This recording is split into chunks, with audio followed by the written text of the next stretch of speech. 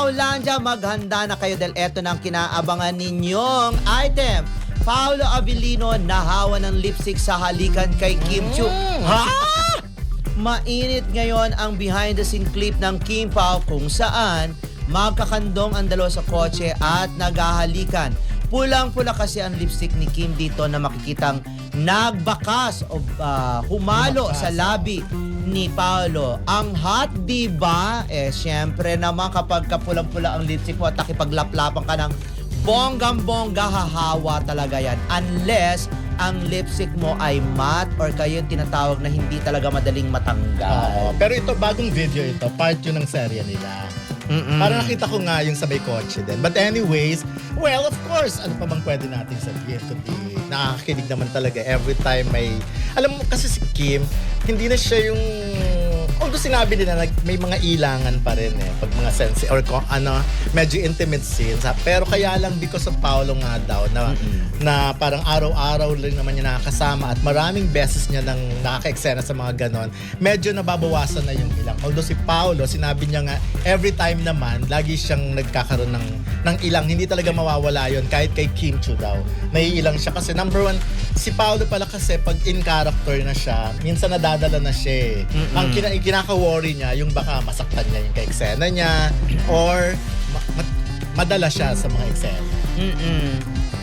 Nung napanood ko yung second episode ng serye nila, alam mo na, parang si Kim, hindi ko ma-imagine na magtatapla siya. Yung eksena, nagpunta sila, di ba kinaray ni Paolo si Kim doon sa room, doon sa isang private room, and then nagtanggal si Kim at nakitang wala, bareback si Kim. Okay. At for sure yun, meron ding namang bra si Kim yun. Tapos kaya lang, di ba, syempre dahil si Paolo, ang ka-eksena niya, at kampante na siya, baliwala na yun kay Kim. Pero kung iba yan, sa totoo lang, at hindi talaga masyadong close ni Kim or kahit kaibigan niya, maiilang pa rin yan Pero dahil si Paolo ay nakakasama niya, hindi lang sa mga bonding, sa fitness, sa pagtakbo, kundi sa tent.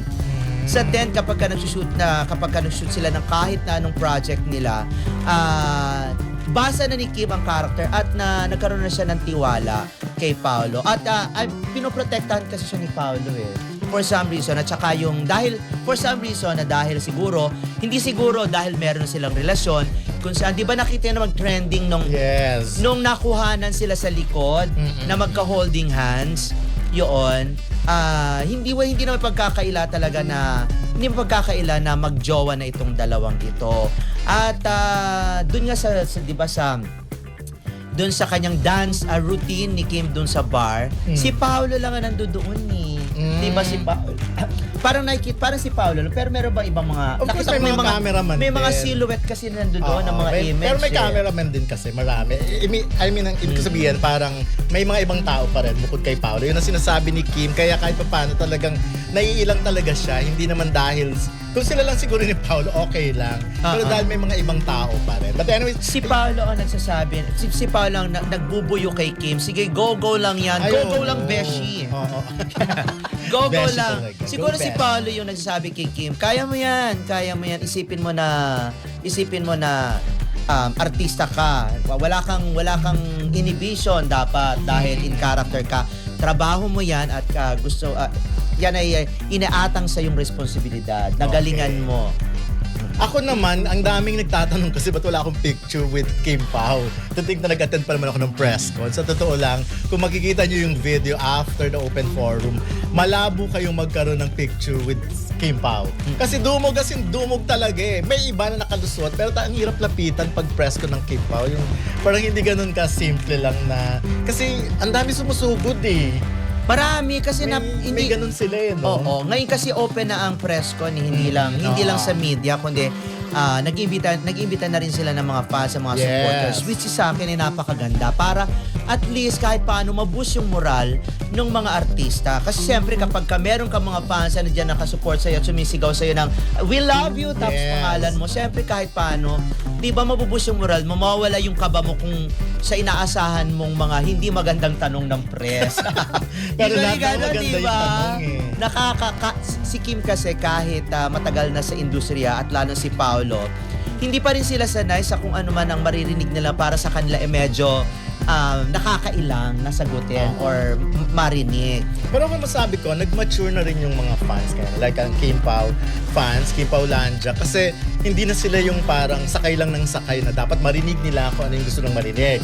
For example, dapat sabihin ng dalawa na magjowa na sila, di ba? Ay, wala na sa kailang Yung iba kasi ganon na parang kailangan pipilitin. Pero eto talaga, pag tinitignan mo yung reaction na babasa mo, sinasabi nila na kung ano yung nakikita nila, kontento Kasi at nga, okay sa kanila. dami kasi ng mga resibong inilabas ng Kim Pao, wala nang pagdududa na sila na. And then, yung iba nga, na ayaw pa rin maniwala, na parang ayaw pangunahan, rather, ang sabi lang nila ay sana sila. Pero so far, kontento sila kung ano yung nakikita. Ayon sa mga nakakita sa likod ng eksena, nagkaroon ng nakakatuwang sandali sa pagitan ni Kim at Paulo habang ginagawa ang isang romantic scene. Sa sobrang natural ng chemistry nila, napansin daw ng crew na si Paulo ay nagkaroon ng bahid ng lipstick ni Kim matapos ang take, dahilan ng tawanan at kilig sa set. Maging si Kim daw ay napahiya pero natawa na lang din sa nangyari, habang si Paulo naman ay cool lang at nagbiro pa. Souvenir yata to ni Kim. Makikita talaga sa ganitong mga eksena kung gaano ka-professional at comfortable na sina Kim Chiu at Paulo Avellino sa isa't isa. Hindi lang sila mahusay umarte, kundi marunong din silang dalhin ang mga ganitong blooper moments ng may charm at good vibes. Ang ganitong mga pangyayari sa set ay patunay ng kanilang natural chemistry, walang pilit, at punong-puno ng respeto at saya sa trabaho. Para sa mga fans, lalo nitong pinapatunayan na ang Kim Pao tandem ay hindi basta love team lang sa harap ng kamera, kundi isang partnership na may tiwala, pagiging totoo, at sense of humor. Nakakatuwa na kahit sa likod ng seryosong eksena, may mga ganitong nakaaliw na sandali na nagbigay buhay at kulay sa kanilang trabaho. Masasabi ko sa balitang ito, isang light-hearted at nakakakilig na kwento. Ipinapakita nito na kahit simpleng blooper lang, nagiging memorable moment kapag ang may kinalaman ay sina Kim at Paulo.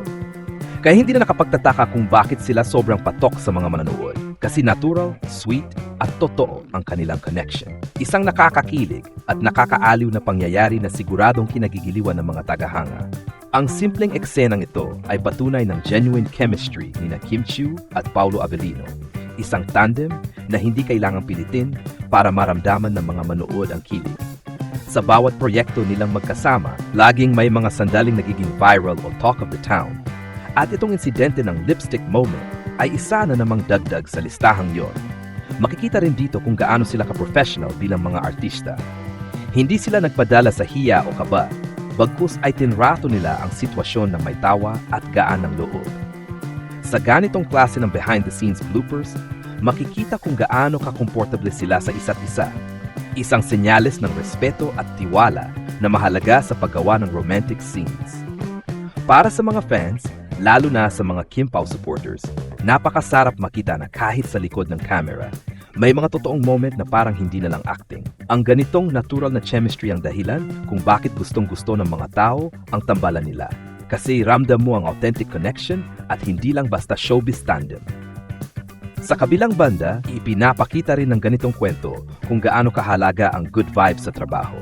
Sa gitna ng pressure, tapping schedules, at mga eksenang emosyonal, nagagawa pa rin nilang magpasaya at magpatawa sa isa't isa. Isa itong magandang halimbawa ng healthy working relationship.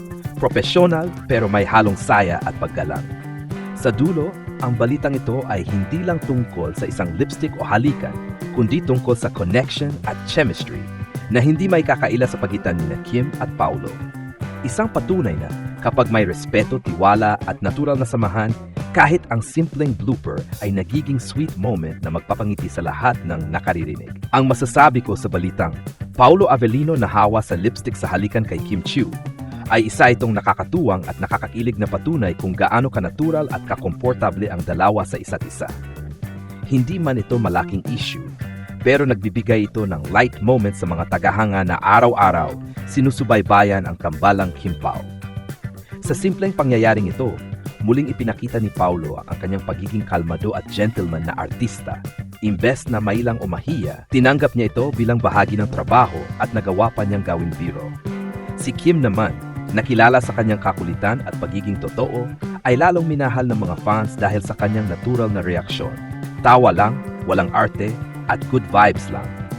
Sa likod ng kamera, makikita na ang ganitong mga eksena ay hindi lang simpleng kilig, kundi refleksyon ng strong working chemistry na bihira sa showbiz. Hindi nakapagtataka kung bakit bawat proyekto nila ay nagiging trending. Kasi kahit ang mga ganitong maliliit na detalye ay nagdadala ng saya sa mga manood.